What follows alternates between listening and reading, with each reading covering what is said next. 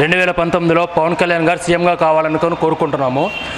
గడిచిన 5 సంవత్సరాల కాల వ్యవధిలో చంద్రబాబు నాయుడు పవన్ కళ్యాణ్ చంద్రబాబు నాయుడుకి సపోర్ట్ చేశారు. అందువలన ఒంగోలు ప్రకాశం జిల్లాలో ఉన్న యువత మొత్తం కలిసి ఇక్కడ టీడీపీ గవర్నమెంట్ని గెలిపిస్తే ప్రకాశం డిస్టిక్లో ఇచ్చిన హామీల్లో ఏ ఒక్క హామీని కూడా నెరవేర్చలేదు.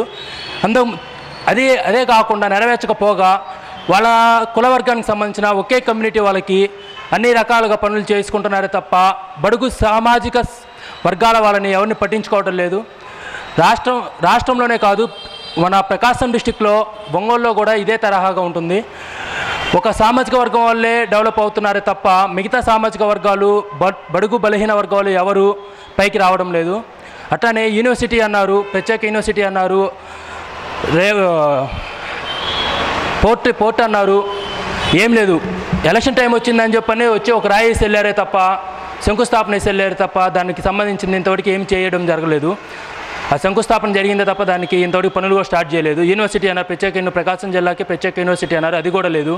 అందువలన 2019లో పవన్ కళ్యాణ్ గారిని గెలిపిద్దామని చెప్పని స్టూడెంట్స్ కానీ పెద్దవాళ్ళు కానీ అందరూ ఏకదాటిగా నిర్ణయించుకున్నాం. 2019లో కాబోయే సీఎం పవన్ కళ్యాణ్. 2019లో పవన్ కళ్యాణ్ గారు సీఎం అయితే చాలా బాగుంటుంది. ఎందుకంటే ప్రజెంట్ ఉన్న పరిస్థితుల్లో చంద్రబాబు నాయుడు గారు గత 5 సంవత్సరాల్లో గుర్తుకు రాని రైతులు, మహిళలు వీళ్ళంతా ఈ 2 నెలల ముందే వ్యవధిలోనే గుర్తుకొచ్చారు. రైతులకి పంట నష్టం కానీ లేదంటే డోక్రా మహిళలకి పసుపు కుంకుమని ఇలాంటివన్నీ పెట్టి చెక్కులు అనేవి ఇస్తున్నాడు. కానీ వాటి వలన యూజ్ ఎంతవరకు అనేది తెలియడం లేదు. అది ఈ 5 సంవత్సరాలు గుర్తు రాకుండా కనీసం అది ఇప్పుడు ఈ 2 నెలల ఎలక్షన్ల ముందు అది 1 నెల ముందు ఇచ్చారు. మళ్ళీ ఎలక్షన్ కోడ్ మార్చి 3 నుంచి ఎలా అవుతుంది, అవి చెక్కులు మారుతాయో లేదో తెలియదు. మళ్ళీ ఇంకా ఇక్కడి నుంచి పోలవరానికి డోక్రా మహిళలను అయితే వీళ్ళందరినీ తీసుకెళ్లడం, అక్కడ చూపించడం మేము చేసింది అనేది అది కేంద్ర నిధులతో చేస్తున్నారా రాష్ట్ర నిధులతో చేస్తున్నారా అనేది అది పక్కన పెడితే ముఖ్యంగా ప్రకాశం జిల్లాకు ఇచ్చిన హామీలు ఏ ఒక్కటి నెరవేర్చలేదు. ప్రతి ఒక్కరు వాళ్ళ కమ్యూనిటీ పరంగా వీటి పరంగానే చూసుకుంటున్నారు కానీ మిగతా వాళ్ళని ఎవరిని ఎదగనివ్వట్లేదు.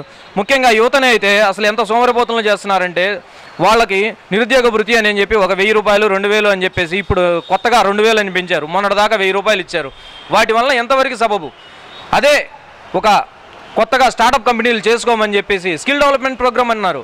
ఒక్కటి కూడా స్కిల్ డెవలప్మెంట్ ప్రోగ్రామ్ అసలు జరగలేదు ఈ రాష్ట్రంలో. అలాంటి స్కిల్ డెవలప్మెంట్ ప్రోగ్రామ్స్ పెడితే దానివల్ల సొంతంగా స్టార్టప్ కంపెనీలు కానీ లేదంటే సొంతంగా వాళ్ళ కాళ్ళ మీద వాళ్ళు నిలబడేదానికి ఉపయోగపడుతుంది. అదే ఇలా 1000 రూపాయలు ఇచ్చి సోమరిపోతులు చేయడం ఇలా జరుగుతున్నది. అందువలన 2019లో పవన్ కళ్యాణ్ గారు సీఎం అయితే బాగుంటుందని చెప్పి కోరుకుంటున్నాం. ఈ జగన్ కానీ లేదంటే చంద్రబాబు నాయుడు కానీ మళ్ళీ వస్తే అవినీతి ఎక్కువగా మితిమీరిపోతుంది. అదేగాక నిన్న రీసెంట్గా ఒంగోలులోనే చిన్న కార్యక్రమం ఒకటి జరుగుతుంటే ఇరు వర్గాలు వైసీపీ కానీ టీడీపీ పార్టీలు కానీ బాహాబాహి తిరిగాయి. కేవలం ఒక పార్టీలు కార్యకర్తలు మారుతున్నారు, అటు నుంచి ఇటు మారుతున్నారని ఒక ఏరియాలో వాళ్ళని వైసీపీ వాళ్ళని రానివ్వలేదు. ఇవాళ వైసీపీ వాళ్ళని రానివ్వలేదు, రేపు టీడీపీ వాళ్ళు వైసీపీ ఏరియాలోకి వెళ్తే రానిస్తారా? ఇది ఉన్న ప్రస్తుతం ఉన్న ప్రజాస్వామ్యంలో ఇలాంటి పద్ధతులు అవలంబించడం ఎంతవరకు సబబు? అందుకనే ఇట్లాంటి నీచ రాజకీయాలు జరగకుండా ఉండడం కోసం పవన్ కళ్యాణ్ గారు 2019లో సీఎంగా అయితే చాలా బాగుంటుంది. జై జనసేన. తర్వాత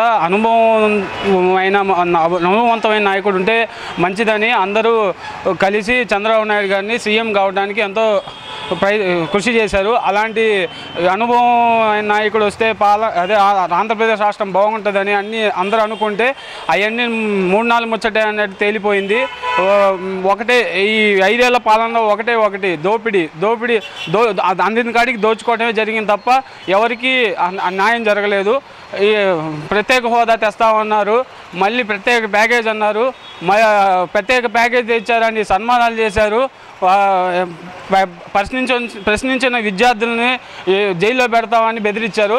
ఈరోజు వాళ్ళకి ఏదో బేరాలు కొద్దిగా లాలూచి బేరాలు ఏదో సరిపోలేదని ఈరోజు ప్రత్యేక హోదా మేమే తెస్తాం, 2019 తర్వాత ఎలక్షన్ తర్వాత మేమే వచ్చి మళ్ళీ ఆంధ్ర రాష్ట్రాన్ని అభివృద్ధి చేస్తామంటే వినడానికి ఇక్కడ ఎవరు అమాయకులు లేరు అని తెలియజేస్తున్నాం. ముఖ్యంగా ఫస్ట్ నుంచి ప్రత్యేక హోదా కానీ ఏదన్నా సమస్య మీద కానీ ఉద్దానం కానీ మళ్ళీ ఏదైనా కానీ ప్రశ్నిస్తుంది పవన్ కళ్యాణ్ గారే. అలా ఎందుకు ఈరోజు ప్రతి ఒక్కడికి సమస్య అంటే గుర్తొచ్చేది జనసేన అధినేత పవన్ కళ్యాణ్ గారే. ఇలా దాంట్లో అనుగుణంగా మేనిఫెస్టోలో కొన్ని మచ్చు తునకలు లాంటి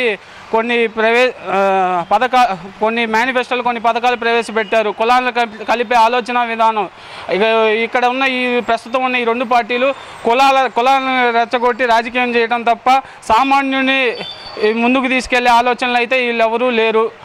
ఇంకా 2019లో పవన్ కళ్యాణ్ గారిని సీఎం చేసి రానున్న యువత ఆయన ఒకటే చెప్పారు, 25 సంవత్సరాల భవిష్యత్తుని ఇస్తాను, నేను వాళ్ళలాగా 25 కేజీల బియ్యాన్ని ఇచ్చి ప్రజల్ని మోసం చేయడానికి రాలేదు, 25 సంవత్సరాల భవిష్యత్తుని ఇస్తాను, నమ్మకమైన స్వచ్ఛమైన పాలన అందిస్తానని తెలియజేసిన ఏకైక నాయకుడు మన పవన్ కళ్యాణ్ గారు.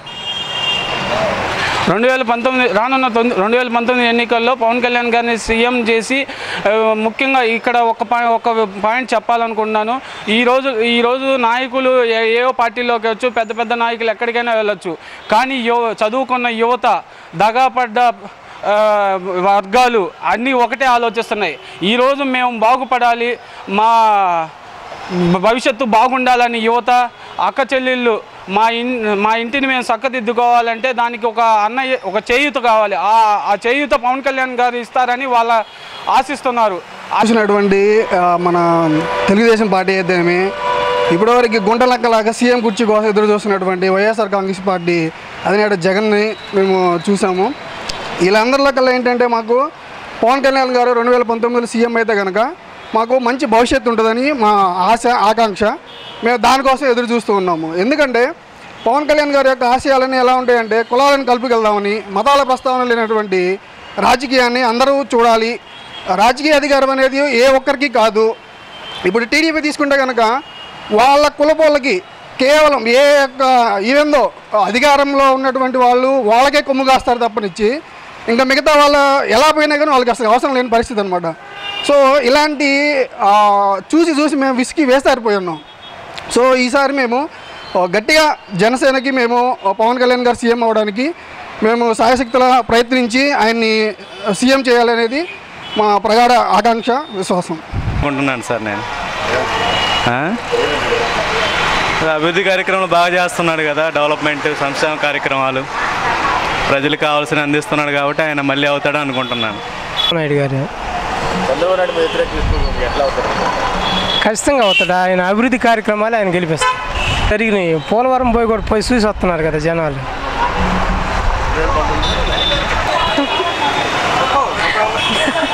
చంద్రబాబు నాయుడు సార్. చంద్రబాబు నాయుడు ఏం చేయట్లేదని ప్రతిపక్షాలు అంటున్నారు. ఏమేందుకు చేయలేదు, ముసలి వాళ్ళకి ప్రతి వాళ్ళకి 2000 పింఛన్ ఇస్తుండా, ప్రతి ఒక్కటి చేస్తుండా. ఆయన చేయిందంటే ఏముంది?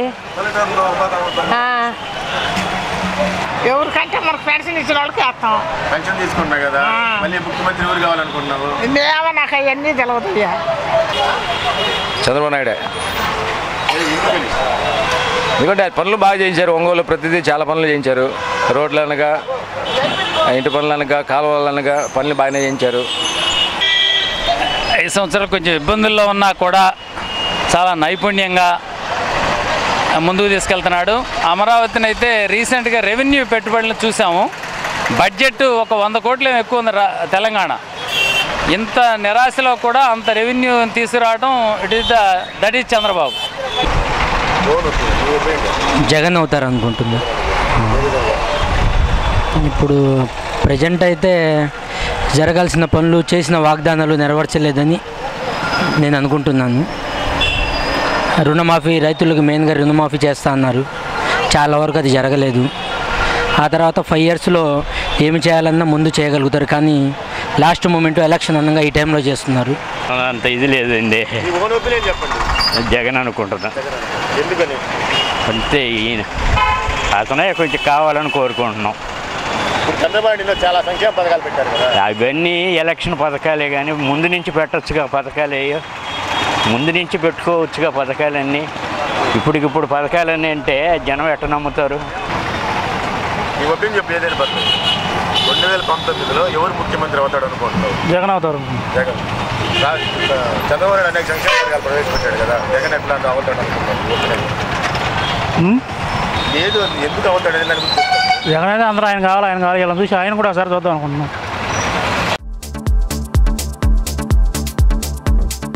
Hello, this is your Nandu. Please do subscribe to New Waves Media.